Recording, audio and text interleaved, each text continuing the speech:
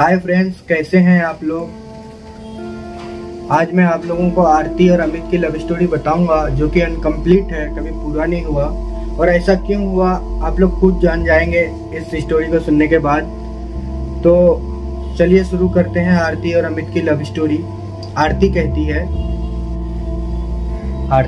है 12 अगस्त की बात है।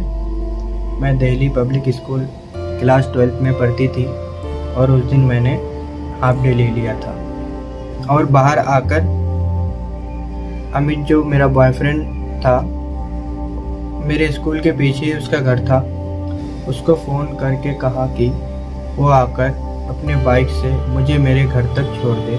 अमित ने कहा कि वो 5 मिनट में आएगा, पर हमेशा की तरह 5 मिनट के 25 मिनट हो गए पर वो नहीं आए। मैं बाहर खड़ी होकर उसका वेट कर रही थी। लगभग 30 मिनट बाद वो आया। मुझे अमित पर बहुत गुस्सा आ रहा था। मैंने पूछा उससे कितनी देर कैसे हो गई। उसने कहा कि वो टीवी देख रहा था। ये बात सुनकर मुझे और ज़्यादा गुस्सा आ गया और मैंने उसे वापस घर जाने के लिए कह दिया। फिर अमित ने मुझे दिखावे के लिए सिर्फ सॉरी कहा। मुझे पता था कि उसने दिल से सॉरी नहीं कहा, पर चलो, मैं इस बात से खुश थी कि उसने एटलीस्ट सॉरी तो कहा। पर कुछ ही दिनों में उसका ये सॉरी कहना उसकी आदत बन गया। शायद वो सॉरी सिर्फ इसलिए कहता था कि इसके आगे उसको कुछ और सफाई देना ना पड़े और बात वहीं पर ख़त्म हो जाए। और मुझे उसकी ये बात कभी भी अच्छी नहीं लगती थी, क्योंकि अगर वो कुछ गलत करता है तो उसका एक्सप्लेनेशन उसको देना चाहिए। सिर्फ सॉरी कह देने से सब कुछ ठीक नहीं हो जाता है ना। पर शायद अमित इस बात को समझने के लिए तैयार ही नहीं था और ना ही अपनी आदत को सुधारने के लिए, और हमेशा की तरह गलती करता रहा और सिर्फ सॉरी बोलकर बात खत्म करता रहा। मैंने काफ़ी कोशिश की कि वो इस बात को समझे। आखिर मैं उससे प्यार करती हूँ और वो मुझसे करता है।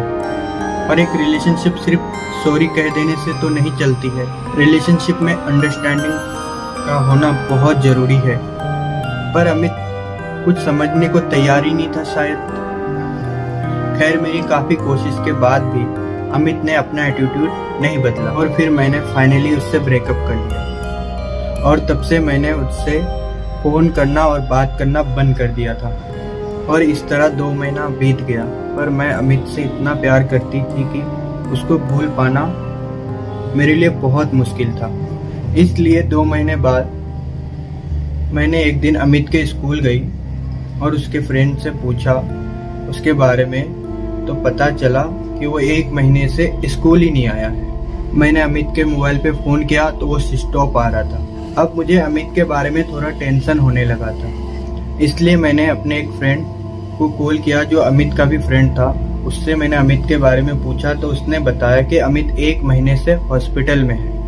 अगले ही दिन मैं अमित से मिलने हॉस्पिटल गई और जैसे ही अमित के रूम में पहुंची तो देखा कि अमित बेड पर लेटा हुआ था और कुछ बोल नहीं पा रहा था। अमित को ऐसे हाल में देखकर मैं रोने लगी और अमित से बार बार बोलने को कुछ कहने लगी, पर अमित बहुत मुश्किल से ही कुछ बोल पा रहा था। मुझे देखकर उसकी आंखों से भी आंसू निकलने लगे और उसने मुझे फिर से सॉरी कहा और हमेशा के लिए अपनी आंखें बंद कर ली। और उसने मुझे फिर से सॉरी कहा और उसने आंखें बंद कर ली। अफसोस ये कि उसके बाद उसकी आंखें कभी नहीं खुल पाई। अमित मुझे छोड़ के काफ़ी दूर चला गया था और मुझको आज भी इस बात पे विश्वास नहीं हो रहा है कि अब अमित इस दुनिया में नहीं है।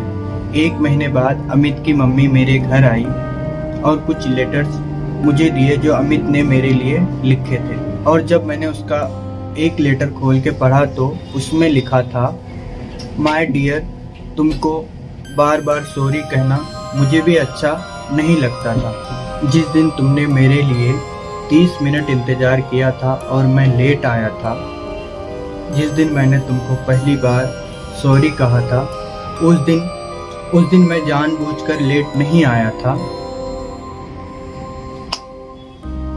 उस दिन पहली बार मेरे चेस्ट में पेन हुआ था और मैं बेहोश हो गया था और मुझे जैसे ही होश आया मैं वैसे ही बाहर तुम्हारे पास आ गया था।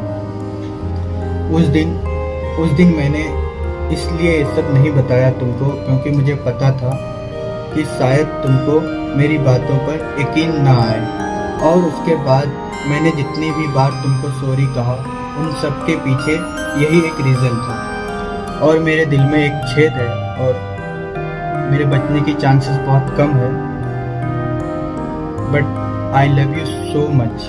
मैं तुमको बहुत प्यार करता हूँ और करता रहूँगा, हमेशा करता रहूँगा। बस तुमको ये सब कहने की कभी हिम्मत नहीं कर पाया। I am sorry, I love you my angel. Amit, काश मैं अमित को समझ पाती। तो और ये थी अमित और आरती की लव स्टोरी। आप लोग को कैसा लगा कमेंट में बताइए और चैनल को लाइक कीजिए, सब्सक्राइब कीजिए, वीडियो को दूसरों तक शेयर कीजिए। प्लीज़ रिक्वेस्ट है आप लोगों से, कुछ भी नहीं तो चैनल को तो सब्सक्राइब कर ही दीजिएगा।